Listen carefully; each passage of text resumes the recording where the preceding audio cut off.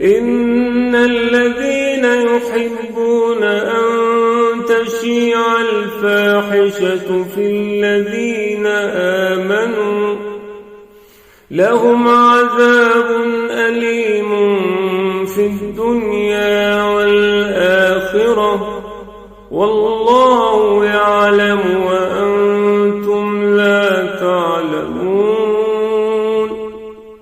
ولولا فضل الله عليكم ورحمته وأن الله رءوف رحيم. إن الذين يحبون أن تشيع الفاحشة في الذين آمنوا لهم عذاب أليم في الدنيا والآخرة والله يعلم وأنتم لا تعلمون.